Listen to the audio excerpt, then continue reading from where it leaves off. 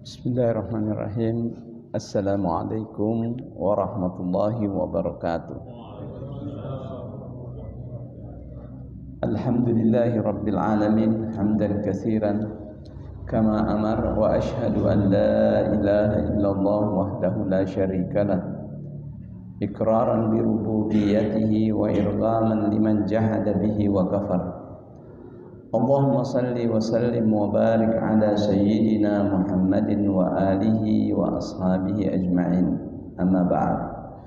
Alhamdulillah, pada siang hari ini dengan terik matahari kita tetap sungguh-sungguh datang ke masjid, beribadah, melakukan kewajiban kita, menuntun hati kita yang tertuntun di hadapan Allah Subhanahu wa taala, mengupayakan dengan seluruh jeripaya kita untuk tetap fokus berada dalam keimanan yang penuh, yaitu dengan beribadah zuhur bersama berjamaah. Semua ini adalah bukti kita kepada Allah bahwa kita tergolong di antara orang yang beriman dan hamba-hamba Allah yang taat kepada Allah Subhanahu wa taala. Ini yang kita syukuri di dalam diri kita dengan ucapan alhamdulillahi rabbil alamin. Kajian kita lanjutkan, kajian fikih Islami. Saya ingatkan kembali bahwa kajian fikih ini adalah kajian yang mencari dan menentukan yang mana yang halal dan haram, mana yang pasti dibolehkan dan tidak dibolehkan. Kajian fikih ini adalah pemahaman terhadap hukum-hukum Islam. Pemahaman ini bersumber dari sumber utama, yaitu Al-Quran dan Al-Hadis. Sumber utama Al-Quran dan Al-Hadis adalah harus difahami oleh orang-orang yang dalam pemahamannya di dalam agama, sehingga tidak salah faham. Orang-orang yang dalam pemahamannya di dalam agama dan tidak salah faham adalah para ulama. Para ulama ini berkelas, ada yang kelas 1, kelas 2, kelas 3 tingkatannya, sesuai dengan kesungguhannya di dalam menuntut ilmu. Yang berkelas 1 biasanya sudah teruji secara waktu berabad-abad. Yang berkelas teruji dengan adanya murid dan pengikut selama berabad-abad. Yang berkelas dan soleh dan taat adalah teruji dengan banyaknya kitab-kitab yang ditulis secara beruntut atas pendapatnya, atas ketetapannya. Satu buku ditulis melahirkan buku yang lain, buku lain-lain ditulis melahirkan buku yang lain, dan terbukti berabad-abad tidak ada kesalahannya. Itu yang kita maksud. Maka kita nukil pendapat mereka tentang hukum Islam secara benar dari sumber-sumber yang terpercaya. Itulah yang kita lakukan dalam fikih Islam. Fikih Islam bukanlah satu hal ada orang baca ayat, kemudian dia faham, kemudian dia jelaskan dengan sendiri, ditetapkan hukum halal dan haramnya tersendiri tanpa ada rujukan. Itu orang yang berani. Dia akan dipanggil di hadapan Allah di hari akhirat. Kalau betul cara memahaminya tidak apa-apa. Tapi kalau salah, siapa yang tanggung jawab? Makanya untuk menjaga ini kita rujuk kepada buku dan para ulama kita yang terkenal. Yang teruji selama berabad-abad Imam Syafi'i, Imam Maliki, Imam Hanafi, dan Imam Hambali dengan murid-muridnya. Itu sudah kurang lebih 12 abad dari kita. 12 abad. tidak mudah. Banyak orang pintar, orang alim, orang saleh, orang takwa, setelah meninggal dia 50 tahun tidak ada lagi ajaran yang tersisa. Dan banyak ulama yang sekelas Imam Syafi'i, Imam Malik, Imam Hanbali, Imam Ani yang setelah meninggal 100 tahun hilang ajarannya. Imam Auza'i setingkat, ini pandainya Imam Syafi'i, tapi hilang pengikutnya dan hilang buku-bukunya, hilang ajarannya. Paling ada isyarat-isyarat kita. Nah, seperti inilah. Jadi apa yang kita pelajari pada maghrib pada siang ini, insyaallah tiada lain adalah menukil saja kita ini kembali apa yang mereka katakan tentang hukum halal dan haram. Ya. Baik, saya akan lanjutkan kajian yang lalu. Kajian lalu berkenaan dengan cara-cara menghilangkan sesuatu yang najis. Bagaimana? Belum tuntas ya, baru setengahnya. Jadi pada kesempatan lalu, kalau ada najis di atas tanah, bagaimana caranya dihilangkan? Yaitu dengan dibuang dulu bendanya atau dikubur. Kalau seperti kencing, itu cukup disiram dengan air 1 ember, ditunggu kering. Proses penyiramannya itu adalah proses pembersihan, proses pengeringannya adalah proses pembersihan. Sudah 2 kali. Maka setelah kering, ya dinyatakan sudah boleh sholat di atasnya. Seperti itu. Ini contoh. Baik, yang ke-9 ini dari hal-hal yang lalu pernah kita kaji. Saya ingat saya sudah sampai di sini. At-taqwir. Ya, ini sudah bahas juga lalu, cuma saya ingatkan. Jadi kalau at-taqwir itu membatasi sesuatu benda, di mana batasan itulah yang menyebabkan yang kita buang, yang tersisa itu dianggap sudah suci, bersih kembali, disebabkan sudah ada perlakuan pembatasan, ya dibulatkan di situ, kemudian ditarik. Itu biasanya terjadi pada minyak yang beku, ada namanya ad-duhun, minyak samin itu. Dulu orang Arab suka pakai minyak samin, minyak yang diambil dari lemak binatang, tetapi minyak itu kalau disimpan dia agak-agak beku juga. Kalau kena air, kena dingin subuh hari dia agak beku. Nah, kejatuhan sesuatu najis di dalamnya, ataukah ada namanya debes, gula merahnya orang Arab. Debes itu gula merahnya orang Arab, sama dengan gula merah kita. Cuma gula merah kita dikasih zat supaya dia bisa beku. Kalau dilempar orang bisa pecah kepalanya. Itu gula merah kita. Kalau gula merahnya di sana tidak, dia begitu bisa disendok.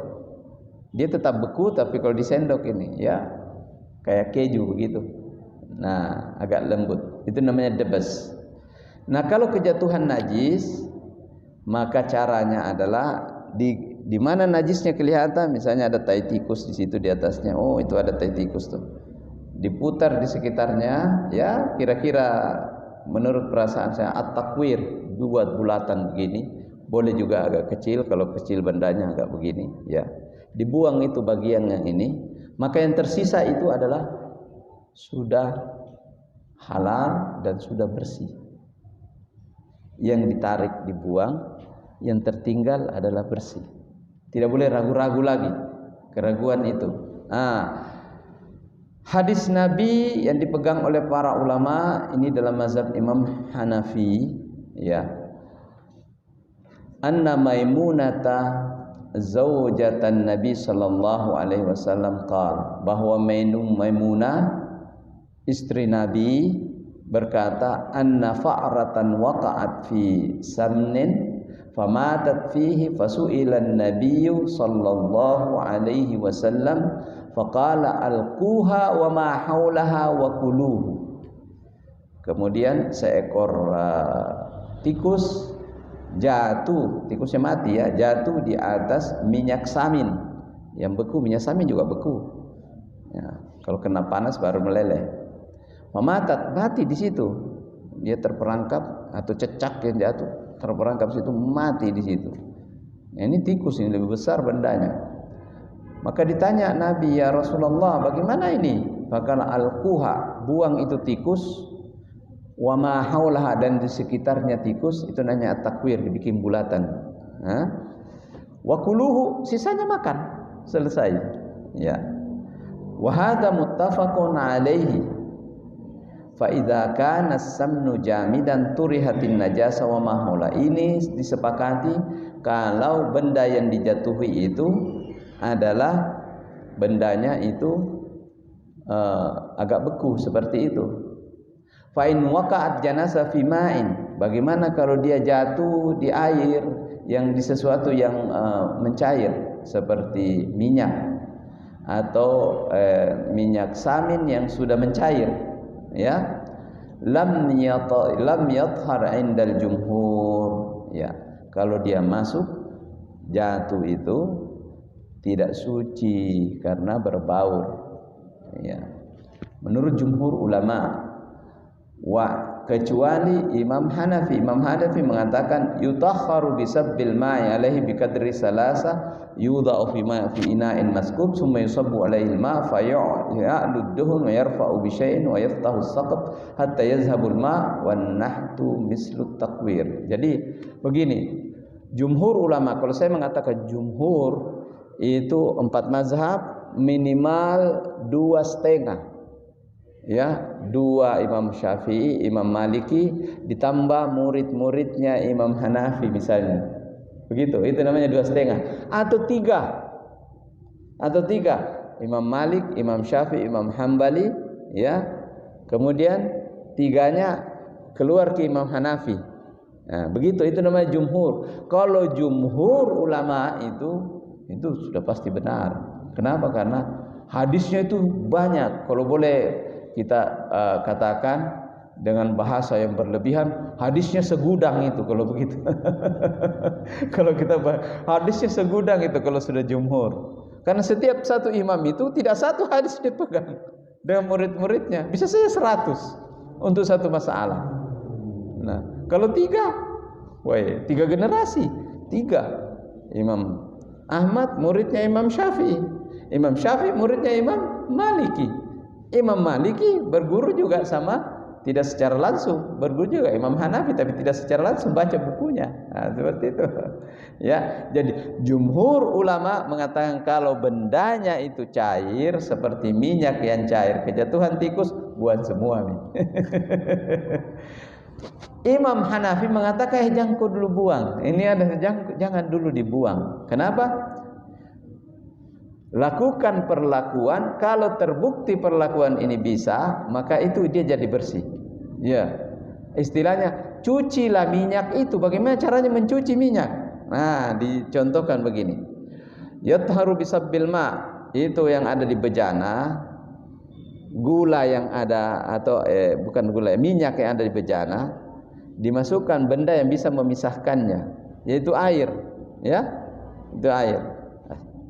Caranya adalah ambil bejana yang besar yang ada lubangnya, jangki lubangi, ya. Biasa itu ada bejanata itu yang sudah lubang memang itu, jangki sengaja lubangi.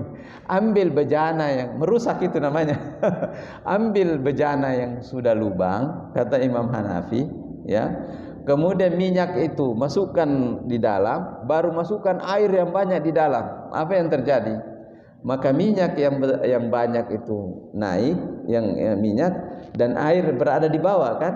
Minyak kan terapung. Nah, setelah itu buka itu yang lubangnya yang kecil, turun air itu, airnya keluar. Ini dipakai dalam keadaan darurat, Pak. Kalau banyak diminyak jangan. Tapi kalau tidak ada kecuali itu, misalnya ya, ini terjadi pada daerah-daerah yang kekeringan atau tandus, atau daerah-daerah yang ada bencana, kan sayang dibuang begitu. Jadi dicuci namanya itu. Jadi dikeluarkan airnya itu sampai habis, tersisa minyaknya. Nah, itu satu perlakuan yang mensucikan. Maka proses seperti itu adalah jadi halal, jadinya dimakan. Jadi sudah bersih. Itu kalau darurat. Tapi kalau tidak darurat ikuti pendapat jumhur ulama. Nah, seperti itu. Ya. Baik. Kemudian bagaimana kalau yang benda yang kasar? Ammal jamidat fataqbalu tathiru illa ma tasharrabat ajsa'uhun najaza fa in kanatil jamidu ina yatharu bisabbil ma'i alai. Bagaimana kalau benda yang kasar atau sesuatu yang dijatuhi oleh najis, kalau bendanya itu keras, ya, maka cuci saja. Ya, benda ini ketika ini nih, bendanya kan keras, kejatuhan najis, ya, kata ini cuci saja, cuci sampai hilang ininya, ya. Hatta yakmur. Wa in kana mimma yutbahu kallahm. Bagaimana kalau yang kejatuhan benda itu adalah daging? Kita ini sudah pergi beli ayam goreng, ya. Ayam dipotong 4, apalagi ya dipotong 4, lengkap bumbunya, ada mianunya semuanya. Ayamnya tersendiri kejatuhan najis itu ayam itu.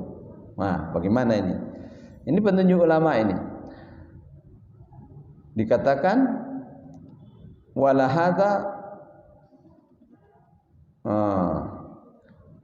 in kana mimma yutbahu kallahmi wal hintati wad dajat fayatharu bighaslihi nayyin. Kalau dia masih mentah, belum digoreng, belum ini, kemudian kejatuhan, cuci saja. Ya enggak apa-apa memang kalau ayam kejatuhan masih mentah, ya. Wala yatharu abadan idza tanajjasa wa ghaliya 'alan nar binajasatihi. Sama sekali tidak bersih kalau sementara dimasak, bergemuruh, sudah mendidih, kejatuhan najis dan menyatu najisnya dengan mendidihnya. Litasharru bi ajsa'in najasata fiha. Jangan ragu bahwa itu pasti najis karena dia sudah masuk ke dalamnya. Ya, masuk akal. Luar biasa ini para ulama, dari dulu sudah dibahas ini. Wa ala hadza law ghaliyat ru'usul hayawan wa lahmil qursh qabla ghasliha wa tathhiriha la tatatahharu abadan. Begitu juga kepala sapi atau kepala kambing, kalau dia mendidih dengan najis maka sama sekali tidak najis. Makanya, ya, walau ghaliyat dajajatu qabla syaqqi batniha linatfi rishiha la tutharu abadan. Begitu juga kalau ada orang yang memasak ayamnya sebelum dibersihkan kotorannya, nah dia masak ke atas bercampur baur, itu juga tidak suci.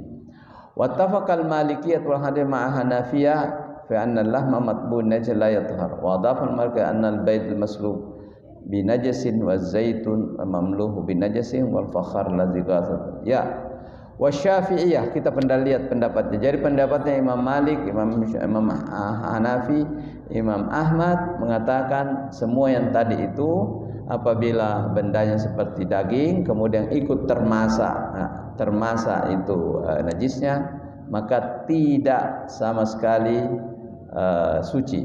Bagaimana pendapatnya Imam Syafi'i dengan murid-muridnya? Al-jamidatul lati tasharrabat jinazah tuqbalu tathhir. Yang ini, yang benda-benda itu bisa saja menjadi suci. Nah, ini ada satu pendapat ini Imam Syafi'i. Walau tabakha lahmun fi najasin aw tasharrabat hintatu binajasin aw sukiyat sikinu binajasin tutahhar bisabbil ma'i 'alaiha illa al-labin, ya, at-tubun nay alladzi ajana binajasatin jamida la tuthhar. Ya, kalau dalam keadaan darurat, untung ada pendapatnya Imam Syafi'i ini, ya. Kalau dalam keadaan darurat kemudian daging dimasak atau gandum yang banyak dimasak untuk kepentingan orang banyak, ini ratusan banyak, ya, atau ini pisau yang pernah digunakan itu juga ikut termasak, ya, tutharu bisabbil ma'i 'alaiha, maka caranya daging itu kalau memang banyak jumlahnya dan tidak kelihatan najisnya, maksudnya tidak ada baunya, tidak ada tampangnya sih, tidak rasa, cuma kita lihat ada pena najis jatuh, kemudian dicari ternyata tidak ada. Bagaimana caranya itu? Ya, dalam keadaan darurat mazhab Imam Syafi'i bisa dipakai, yaitu ambil itu, cuci saja, cuci baru kasih bumbu baru masuk.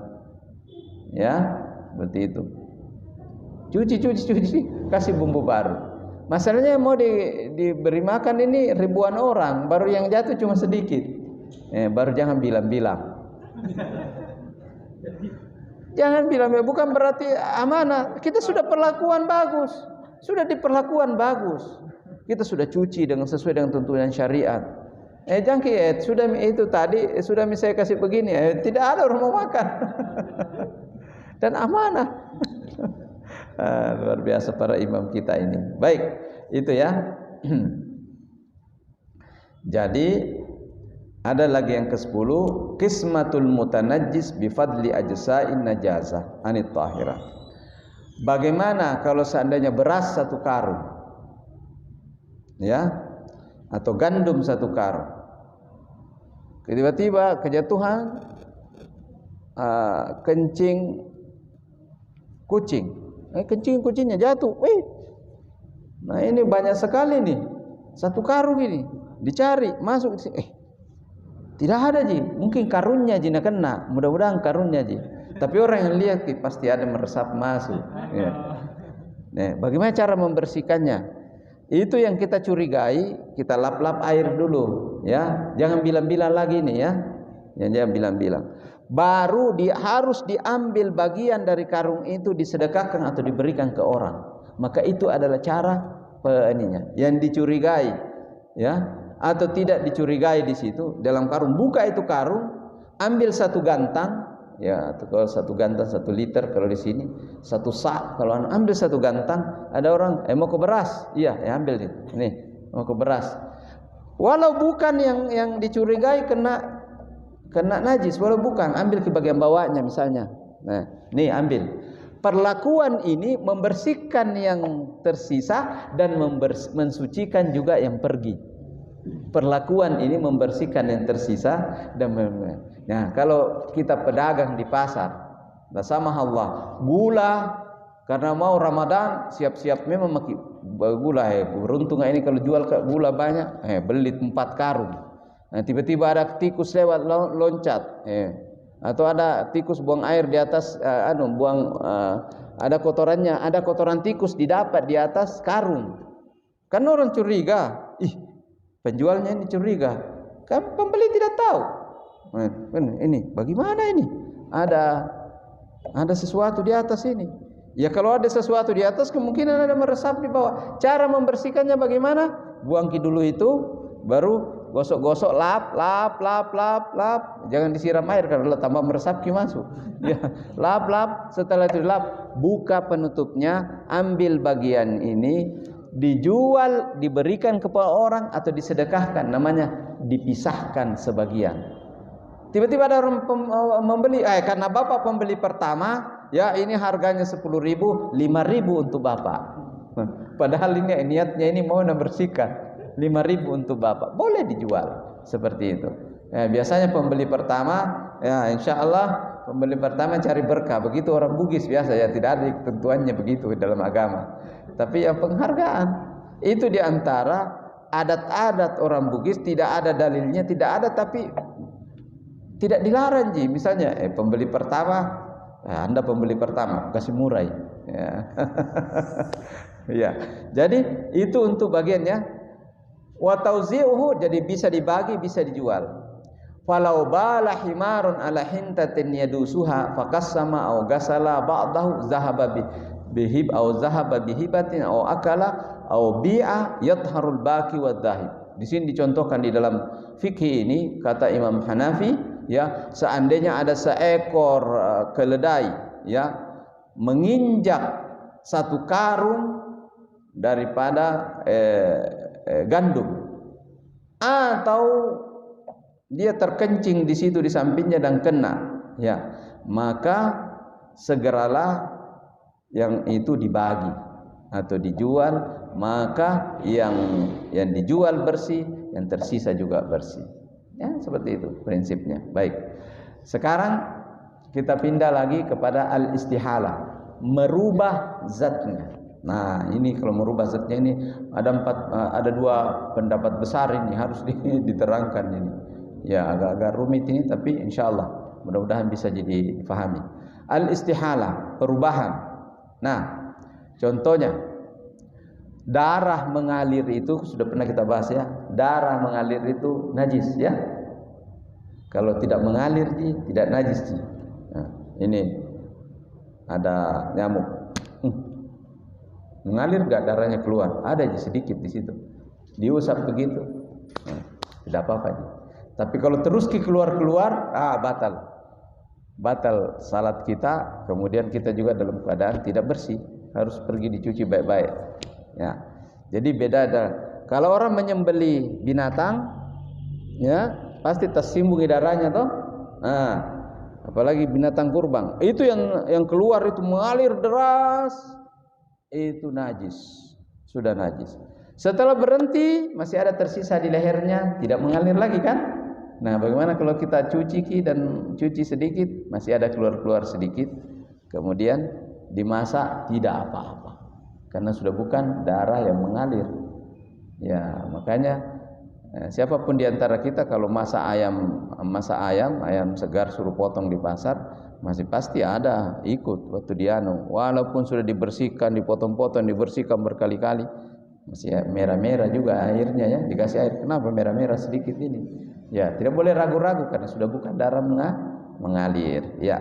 Nah, di sini apabila darah mengalir itu disepakati najis, ya, maka darah yang mengalir itu diambil bagiannya bisa berubah tidak najis apabila berubah zatnya. Seperti contohnya disepakati bahwa darah menjangan itu bisa jadi minyak wangi. Darah menjangan, kijang, iya itu banyak orang ahli itu. Makanya ada minyak wangi itu, minyak wangi namanya darah menjangan ya. Dia betul-betul darah itu. Di India orang pintar bikin, di India, di Arab, darah diambil. Nah itu darah mengalir.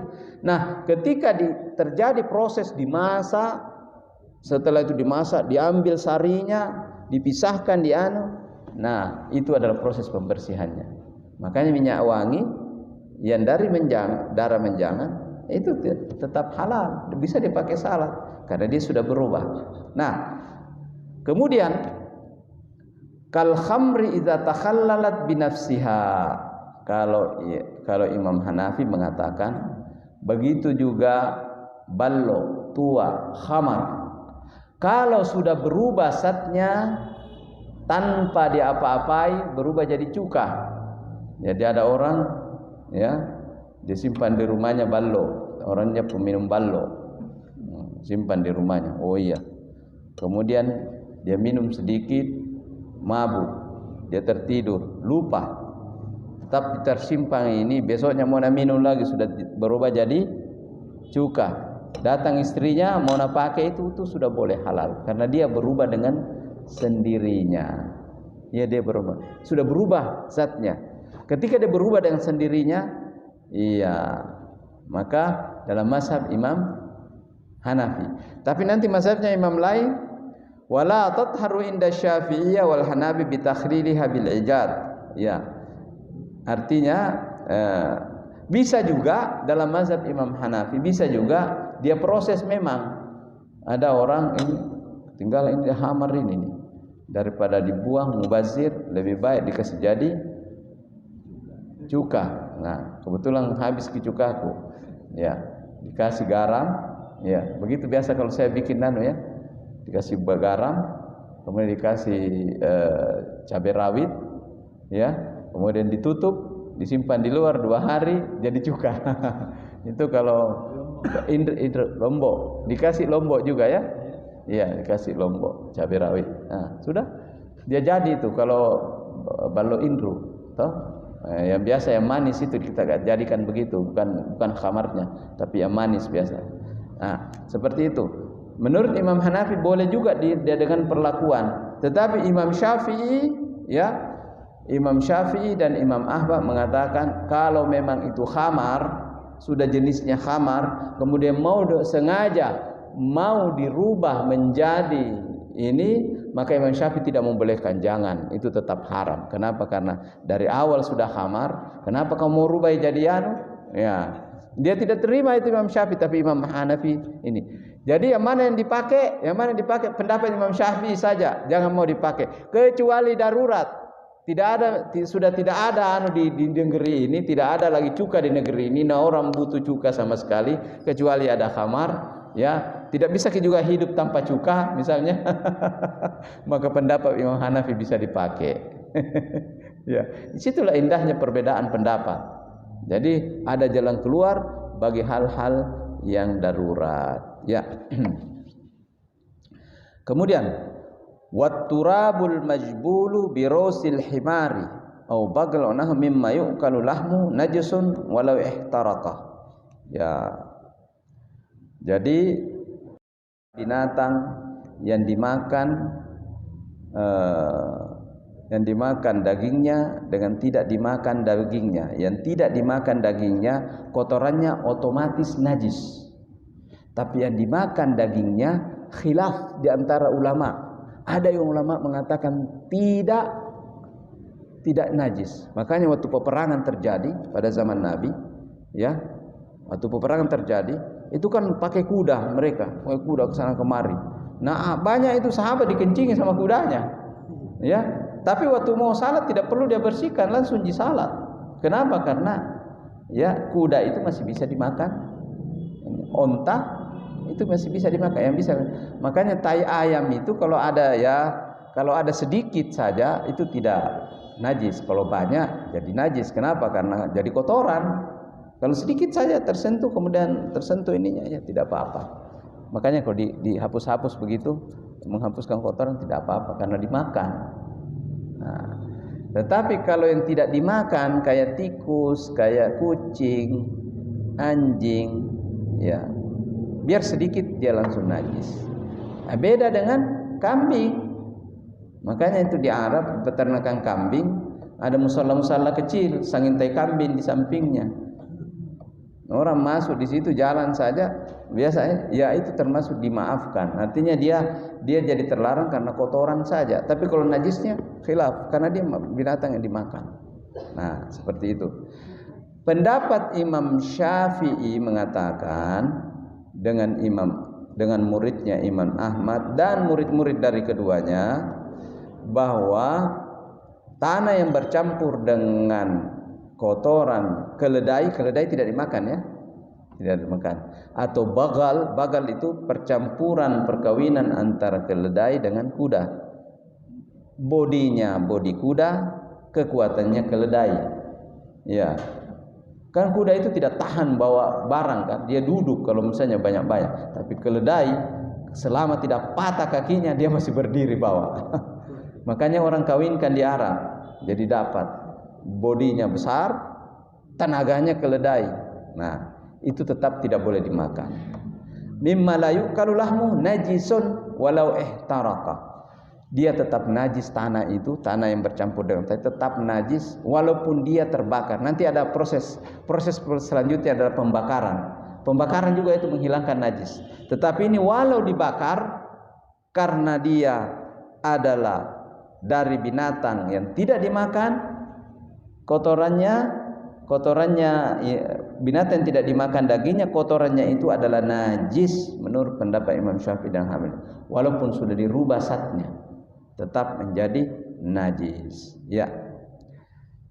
Kemudian kita melangkah selanjutnya, kata ad-dibagu lil julud. Nah, ini juga ada yang mengatakan dengan hadis bahwa itu kalau sudah dikeringkan ad-dibag ini adalah proses pengeringan dan pembersihan kulit binatang. Ya, biasa karena orang menjadikan gendang, ya. Disamak ke bahasa Indonesianya.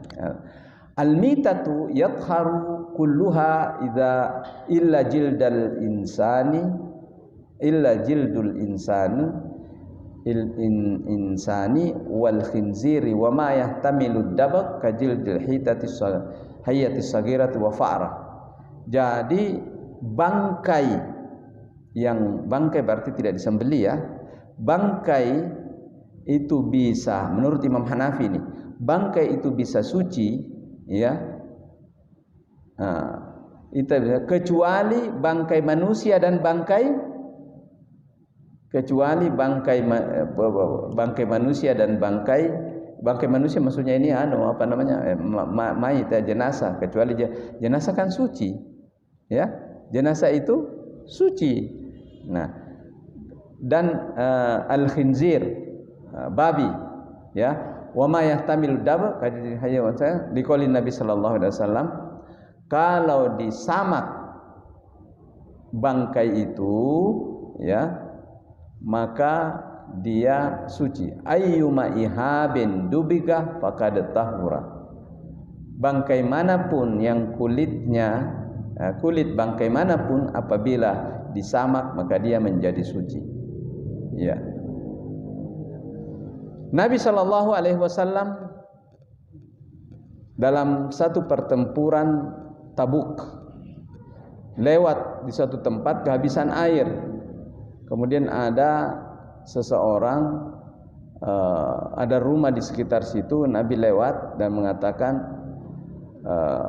minta air saja di situ. Fastasqahu, maka Nabi meminta air untuk sahabat-sahabatnya dan untuk dirinya. Faqala indakum ma, ada air enggak pada kalian? Maka seorang wanita menjawab di dalam rumah, la ya Rasulullah, kami tidak punya air ya Rasulullah, air minum. Illa fi qirbatin li mitatun, kecuali ada di tempat airku itu ada air minum, cuma tempatnya itu adalah dari bangkai binatang ya. Tidak, aslinya tidak disembelih, bukan binatang ya. Artinya dia binatang itu mati dengan sendirinya, kambing misalnya mati dengan sendirinya, kemudian disamak, setelah disamak dijadikan tempat air. Nah, tapi orangnya jujur bahwa ini tidak disembelih. Kalau yang disembelih langsung begitu sudah disamak itu halalan thayyibah. Ini bagaimana Rasulullah? Kemudian Rasul sallallahu alaihi wasallam, alasti dabaktiha, bukankah anda hai wanita telah mensamaknya? Faqalat na'am, iya ya Rasulullah. Faqala fa inna dibagaha tahuruha, sesungguhnya samaknya itu adalah pensucinya. Tahuruha li'anna dabaga yusilu sababan najasatil mayyitah, karena proses samak itu menghilangkan sebab-sebab najis yang ada pada bangkai. Apa sebab-sebabnya yang menjadikan kulit bangkai itu najis? Adalah ar-rutubat, kelembabannya, kemudian darah yang menempel ya. Ketika dia sudah dibersihkan, fasaraka saubi an najisi idza ghasala, ya, bagaikan ya pakaian, jadinya jadi tidak apa-apa. Ini menurut Imam Hanafi. Sekarang kita lihat Imam Syafi'i, ini keras ini pendapatnya ya. Wala yatharu inda Syafi'i bid-dabagh jildul kalbi wa khsir wa ma tuladu minhuma min ahadihima ma hayawanin tahir kama la yatharu indahu bid-dabagh ala jildil mitati min sya'rin. Qala al-Maliki wa Hanafi al-jumhur la yatharul jildu. Ternyata Imam Syafi'i sama pendapatnya Imam Hanafi tadi, bahwa fayatharu kulla jildin najisin bil mauti zahiruhu kadza. Jadi bangkai dari binatang yang dimakan dagingnya, kalau dia mati sendiri kemudian kulitnya disamak maka tetap bisa dipakai dan halal ya, dan halal. Tetapi Imam Malik Ibn Hambali mengatakan la yatharul jiljiz nabak bid-dabak. Kata dia tidak, tetap kalau dia tidak disembelih tidak suci ya. Kenapa? Begini ceritanya. Itu Abdullah bin Uqaim radhiyallahu taala anhu berkata, kataba ilaina Rasulullah qabla wafati. Sebelum Nabi wafat itu, Nabi pernah menulis surat ke kita bisyahrin, 1 bulan sebelum Nabi meninggal. Ia mengatakan la tantafi'u minal mitati bi ihabin wala asabin. Jangan kamu pernah pakai lagi ya kulit yang disamak dari binatang bangkai atau mati dengan sendirinya. Ini mazhab Imam Hambali dan Hanafi. Dia tidak menafikan pendapatnya imam lain, tetapi dia bilang begini, itu dulu. Tetapi terakhir kali sebelum Nabi meninggal dibatalkan itu. Dibatalkan itu. Nah, tapi ada juga ulama mengatakan tidak pernah Nabi mengatakan batal. Ya, tidak pernah Nabi mengatakan batal.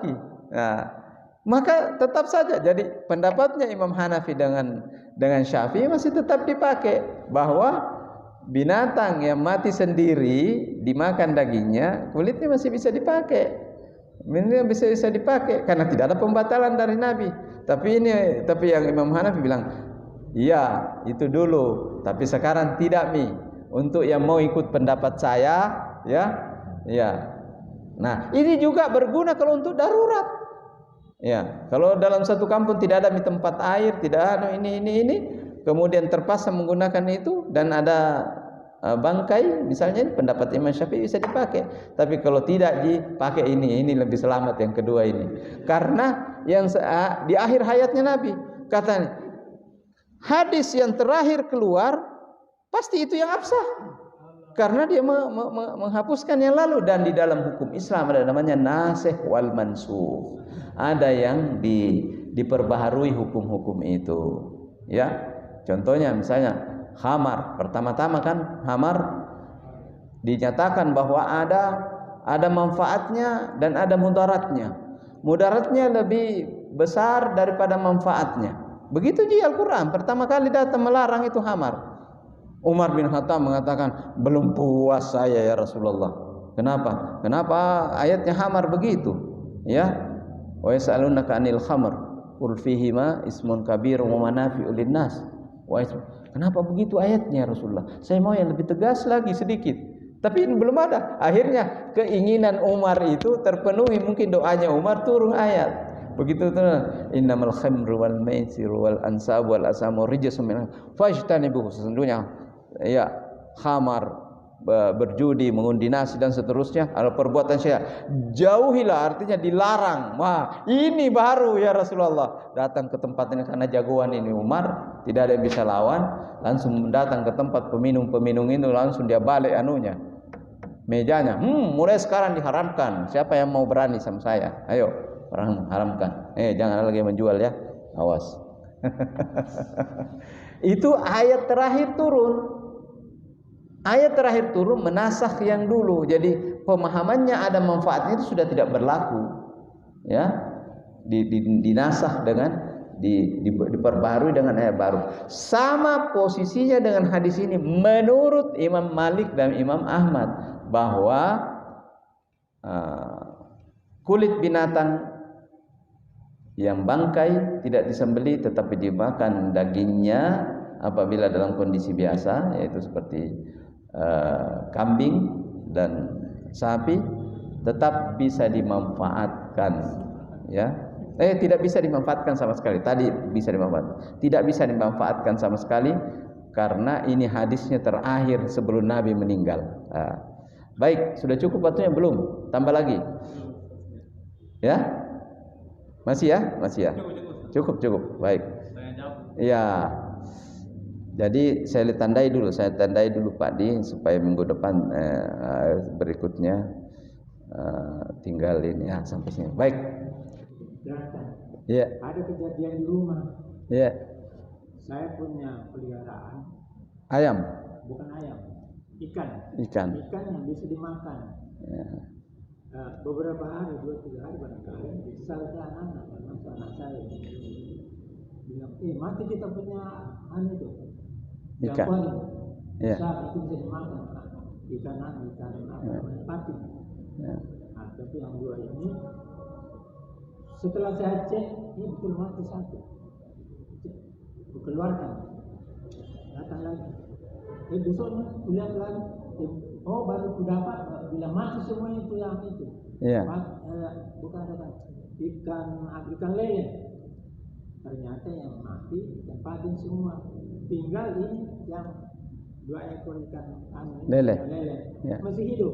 Nah, sampai sekarang saya belum bersihkan itu, tapi 2 yang sudah mati sudah bersihkan. Nah, mungkin usaha saya mungkin yang sebentar sore baru bisa saya bersihkan itu karena masih hidup. Ya. Saya tidak makan ini yang 2 ini karena ragu. Ya. Baik. Baik. Jadi, karena ragu saya tidak makan. Ikan patin itu ya, ikan patin tidak Bapak tidak makan. Ikan patin. Apa? Itu sudah mungkin sudah membusuk. Oh ya, jadi yang lele ini Bapak tidak makan karena pernah pernah ada ikan mati sebelumnya. Ya. Alasannya karena pernah ikan mati sebelumnya. Jadi Bapak tidak mau makan yang lele itu. Tidak, masih hidup itu. Masih hidup. Yang Bapak tidak mau makan yang mana? Yang sudah mati 2 itu. Yang ikan patin, yang ikan patin. Oh ya. Saya pikir bahwa pasti sudah busuk karena sudah 2 hari.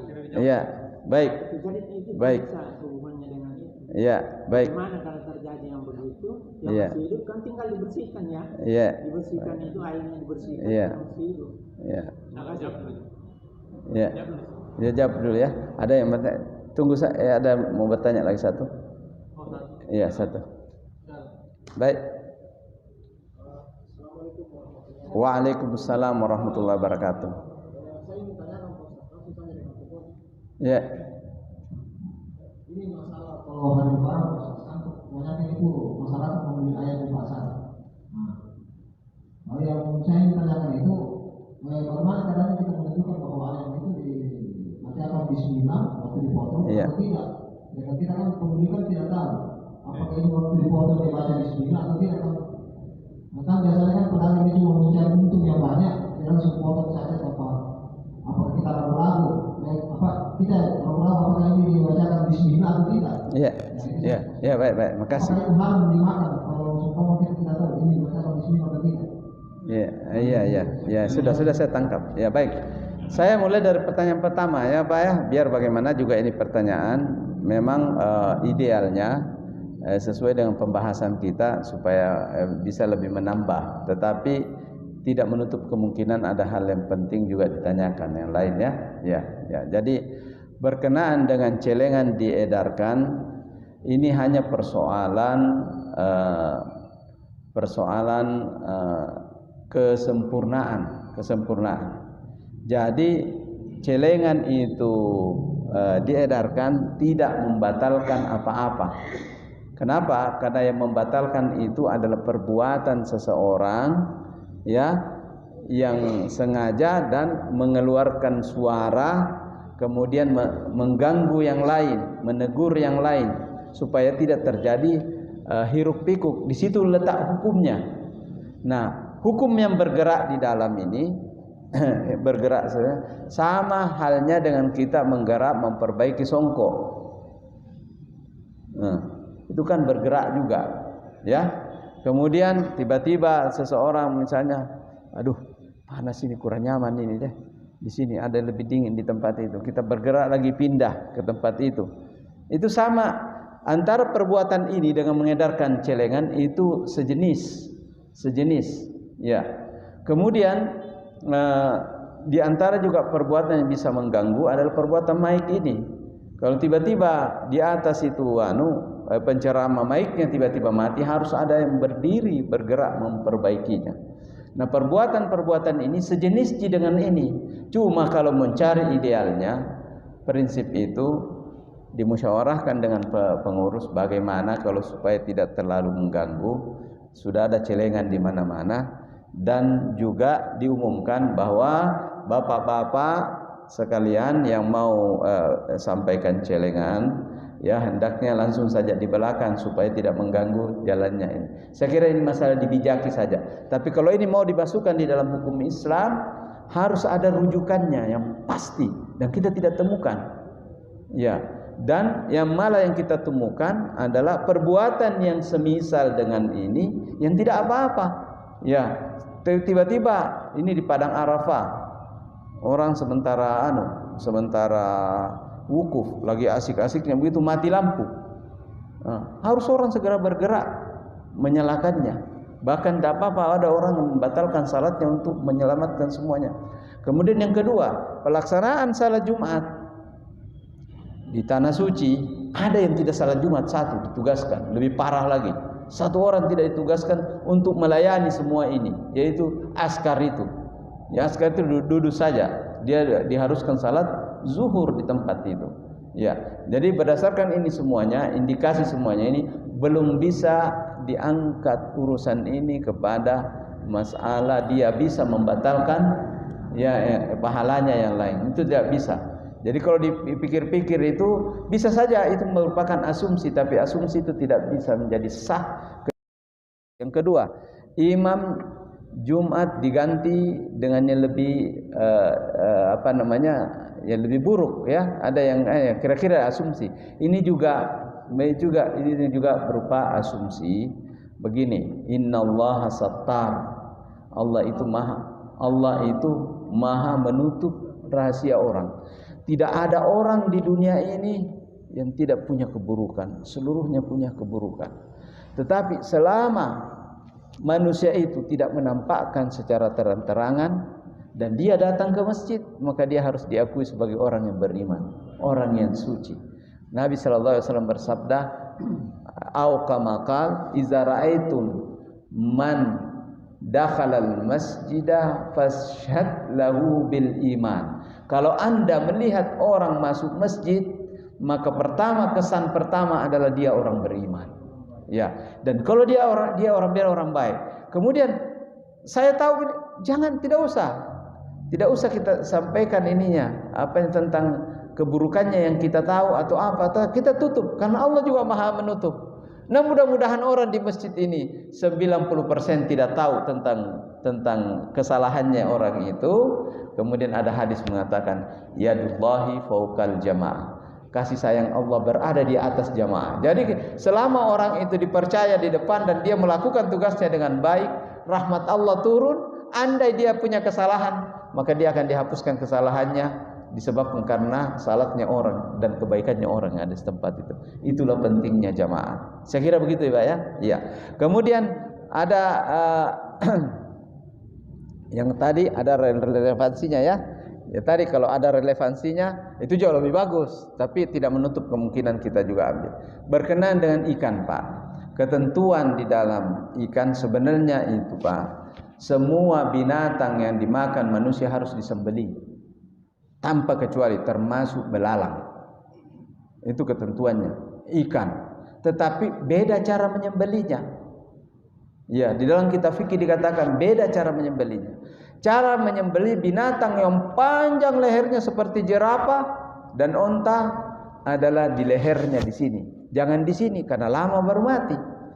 Ya, di sini dia begitu sudah langsung mati. Cepat sekali dia jadi dingin, menjadi dingin kembali. Nah, kemudian cara menyembelih binatang yang liar adalah dengan memanahnya atau memukulnya dan dia mati dalam keadaan disebabkan karena panah kita atau tembakan kita. Ya, misalnya mengamuk, namanya itu akar, Ada sapi mengamuk, tidak bisa mendekati. Ambil senapan, bismillahirrahmanirrahim, tembak, selesai. Yang penting mati dengan tembakan. Jangan sampai ditembak dia cuma terhuyung-huyung, jatuh di sungai, mati karena air. Nah, itu namanya bukan karena sembelihan. Makanya binatang yang di udara itu bisa dimakan. Yang penting bismillah. Bagaimana caranya menyembelih? Nah, dia terbang. Bismillahirrahmanirrahim, tembak. Begitu juga ada binatang yang ini mengamuk, ini korban yang mengamuk, jatuh ke dalam sumur. Sumur itu tidak ada airnya. Nah, mau diturunin untuk diambil, diangkat, siapa yang mau turun? Nah, kita bisa ditanduk di bawah. Nah, sudah berusaha untuk ditado ya, diambil, dia pakai tali juga tidak bisa. Nah, sudah tidak bisa. Bagaimana caranya? Ya, bisa dengan dipanah turun atau ditombak turun. Bismillahirrahmanirrahim. Itu namanya akar. Namanya menyembelih khusus untuk ketentuannya. Nah, sekarang bagaimana dengan binatang yang pendek lehernya? Ya, diputuskan dua aliran darah, uratnya, ada satu urat darah atau urat untuk bernapas. Ya. Ya. Kemudian bagaimana dengan binatang kayak ikan? Ikan adalah sembelihannya adalah dengan mematikannya, atau dia naik ke atas dipisahkan dari air, maka itu dinyatakan sudah tersembelih dengan sendirinya.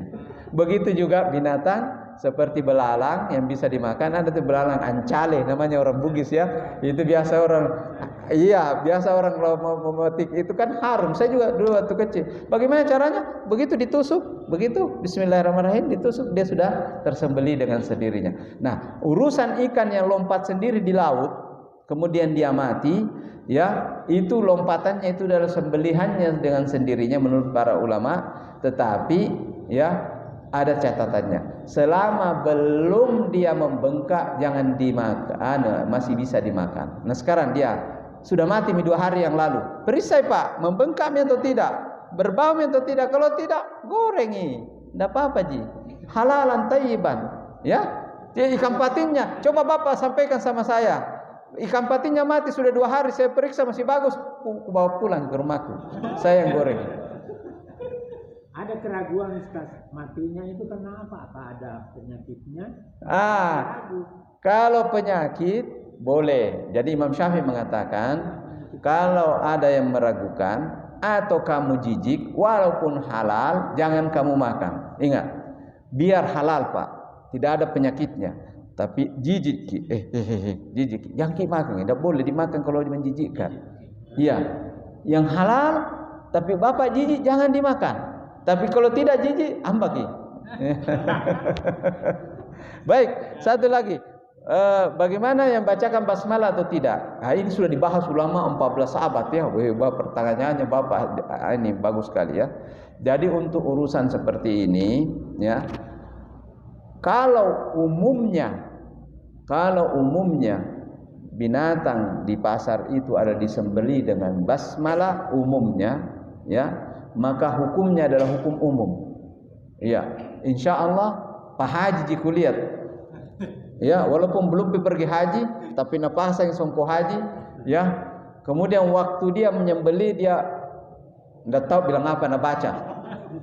Maka umumnya boleh. Kenapa? Karena ada iman di hatinya. Ya, mazhab Imam Syafi'i, mazhab imam lain, jumhur ulama mengatakan jumhur harus baca basmalah. Tetapi ada salah satu dari 4 mazhab itu ya, dia mengatakan bahwa bukan syarat penyembelihan itu adalah harus pakai basmalah, tetapi syaratnya adalah orangnya mengenal Allah dan waktu dia sembelih terputus jininya, terputus. Jadi masih ada khilaf, tapi jumhur ulama mengatakan harus baca basmalah. Nah, sekarang bagaimana kalau itu sembelihannya orang Nasrani dan Yahudi? Ya, jumhur ulama mengatakan kecuali ada beberapa. Mazhabnya mazhab sahabat Abdullah bin Umar mengatakan tidak. Kalau orang Nasrani dan Yahudi yang sembelih tidak halal. Tetapi jumhur ulama mengatakan halal. Kenapa? Karena pada zaman Nabi disahkan sembelihannya ahlul kitab. Kenapa? Karena ahlul kitab itu masih mengenal Allah. Ya, walaupun mereka musyrik tetapi masih mengenal Allah. Ya, maka sembelihannya dibolehkan. Ini fikih Pak, ketentuan fikih. Tetapi yang ideal pada kita, ya, di pada kita pastikan bahwa yang sembelihan ini adalah dibaca basmalah. Makanya ada sekarang ini organisasi di Makassar di Indonesia namanya Juleha, juru sembelih halal. Jadi semua itu pasar-pasar semua yang mau diambil dagingnya mulai sekarang disertifikasi. Kalau tukang sembelihnya tidak tergolong dalam Juleha, juru sembelih halal, maka diragukan. Ya, jadi sekarang pasar-pasar sudah mulai. Ya, persoalannya banyak pasar yang tidak ada Julehanya, seperti di Jeneponto. Di Jeneponto tidak ada Juleha, seluruhnya satu kabupaten. Nah, ada yang datang ke MUI mau penjual bakso, penjual daging abon, mau sertifikasi apakah abonnya halal atau tidak. Yang pertama-tama ditanya oleh MUI Sulawesi Selatan, disembelih enggak itu kuda dengan basmalah? Nah, Kira-kira disembelih Pak, tapi ada nggak juleha di sana? Tidak ada juleha di sana. Kalau begitu pergi ambil surat keterangan dari Departemen Agama bahwa pasar Karisa di Jeneponto yang menyembelih adalah Pak Haji ini dan dia baca basmalah. Diambilkan begitu toh. Sudah itu baru kita sertifikasi abon kuda di Jeneponto itu halal karena ada yang menyaksikan satu. Tapi secara umum Pak, insya Allah selama orang Islam yang ada di sekitar situ, yakinlah ya bahwa itu disembelih dengan nama Allah. Boleh. Ya. Nah tambah itu dulu, tambah itu. Ya. Jadi apakah bisa bawa foto? Kiranya halal itu ayam di pasar dijual atau disembelih? Iya, halal. Halalan thayyibah. Kita tidak melihat tetapi iya. Iya, secara umum. Yang penting kita periksa ya tersembelih insyaallah. Ya. Kemudian ada satu pendapat yang lebih menguatkan bahwa basmalah bukan bagian daripada rukun itu, tetapi yang penting ada basmalah di dalam hatinya. Ya, terima kasih. Yang terakhir begini, kasusnya kan biasa ada ayam ketabrak mobil. Ya. Biasanya kan orang bilang sembelih cepat. Iya. Ya. Apakah pada saat sembelih itu kita makan bangkai atau tidak? Ya. Persis sama hukumnya dengan binatang buruan yang dilepas dengan basmalah. Ada binatang buruan dilepas dengan basmalah, yaitu anjing. Bismillahirrahmanirrahim. Orang dulu Bismillahirrahmanirrahim. Ini maka sembelihannya adalah gigitannya. Weh, begitu kan? Coba kita mau tangkap misalnya kijang, setengah mati. Nah, disembelihannya ini. Kalau itu ada yang membolehkan. Tetapi yang hati-hati adalah kalau dia bunuh kijang kau makan, itu lebih baik. Tapi kalau dia gigit kakinya, kemudian terseot-seot, kemudian kita sembelih, kemudian yang bagian digigit itu adalah dibuang. Seperti itu, kembali ke hukum yang tadi, kena najis, kembali ke dibuang begini. Nah, bagaimana kalau ditabrak mobil? Ini sudah mau mati, sayang. Kira-kira simpan dulu itu ayam, simpan dulu itu ayam. 5 menit atau 10 menit, mati atau tidak? Mati ki. Tidak mati ji, berarti dia tidak akan direnggut nyawanya oleh tabrakan. Nah, sembelih mi, boleh mi dimakan. Terserah mi, kita yang diinjak mobil kita mau makan juga tidak apa-apa, karena tidak najis ji, karena disebabkan diinjak. Ini boleh. Yang penting harus yakin bahwa yang membuat dia mati adalah sembelihan tak. Nah, ada tongo orang tidak ada di sini di planet. Iya. Ada tongo orang sekarat mi mau mati, nah sembelih tidak keluar juga darahnya. Yang penting sudah miku sembelih, nah pergi na goreng. Padahal dia matinya disebabkan karena ditabrak mobil, bukan disebabkan karena sembelihannya. Jadi sembelihan kita yang menentukan. Iya, saya kira itu ya. Iya, izin sama beliau, Pak. Iya, terakhir. Iya, silakan. Alhamdulillah. Assalamualaikum warahmatullahi wabarakatuh. Waalaikumsalam. Pertama saya mengucapkan apresiasi kepada Pak Ustaz. Allahumma shalli ala Muhammad. Kewajiban Pak. Selama ini memberikan penyerahan kepada majelis jamaah masjid ini. Sekedar informasi juga Pak Ustaz, di masjid ini juga ada pembelajaran pencerahan seperti belajar bahasa Al-Quran, belajar bahasa Inggris, tasawuf, fikih dan falsafah dan sebagainya. Yang ini juga kami sampaikan beberapa waktu yang lalu. Ini di luar konten sedikit, tapi saya menganggap mungkin kapan lagi. Iya, penting. Minggu lalu kami membahas masalah wasiat di sini, dialog, bukan pencerahan dialog. Yang belum terjawabkan dari kami sekelompok di sini adalah wasiat. Wasiat bukan berupa benda, tapi berupa pesan. Contoh, umpamanya orang tua itu mengatakan, "Aku mati kak matu, baca-baca kak doaan." Baca-bacakan kak juga di situ seperti itu. Makanan, songkola, pemakanan contoh. Karena dia lihat keluarga yang lain baca-baca itu kan, ya kepilih juga begitu. Pesan itu wasiat. Sementara anaknya cucunya ini kan proses berkembang, ya. Tentu jalan pikirannya anak cucunya itu mungkin sudah berubah. Jadi satu pertanyaan, apakah ini keadaan ini bagaimana? Apakah dosa atau bagaimana? Dan apa dalilnya? Kedua contoh lain umpamanya, seorang anak atau seorang bapak meninggal dunia, dia sampaikan kepada keluarganya, kalau maaf tidak madu, jangan buka lagi tembok kasih saya yang itu begini, karena mungkin ada pengetahuannya sang orang tua, tidak usah. Jadi mungkin bagaimana dilema yang seperti ini? Ya, jadi mengenai masalah wasiat, satu, hukumnya wasiat itu wajib bagi ahli warisnya untuk melaksanakannya dengan catatan, ya, dengan syarat bahwa yang pertama adalah wasiat yang pertama adalah tidak menghalangi hak daripada ahli warisnya. Itu dulu yang pertama, berkenaan dengan harta benda. Ya. Kemudian yang kedua, wasiatnya orang yang meninggal atas, misalnya dia berwasiat untuk dihajikan atau melaksanakan sesuatu yang berkenaan dengan ibadah, ya, itu dilaksanakan bila memang ahli warisnya memang memungkinkan untuk melakukannya, punya kemungkinan. Dan yang meninggal punya harta, dia khususkan untuk itu, misalnya hajikan kah atau umrahkan kah, misalnya toh, ya, atau nanti umrahkan karena kalau banyak rezekimu, ya, itu dia wajib melakukannya. Nah sekarang wasiat yang lain sifatnya umum seperti itu, syaratnya juga adalah wasiat tidak bisa dilaksanakan apabila melanggar tatanan hukum syariah. Maka wasiat itu tidak ada daya bebannya, tidak ada daya amanatnya lagi. Nah sekarang dia mengatakan baca-bacakan nggak juga begini songkolo pisang apa dan seterusnya. Kalau tujuannya untuk baca-bacakan itu adatnya saja, maka itu tidak perlu dilakukan. Tetapi kalau tujuannya adalah untuk didoakan, ya, ada pisang atau tidak ada pisang harus didoakan dia.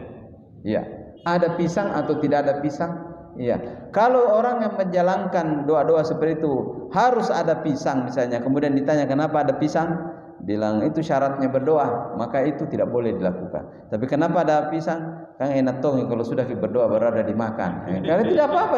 Innamal a'malu binniyat. Kembali niat amal sesuatu diniat dengan niatnya. Perbuatan ibadah tidak sah apabila tidak ada niatnya.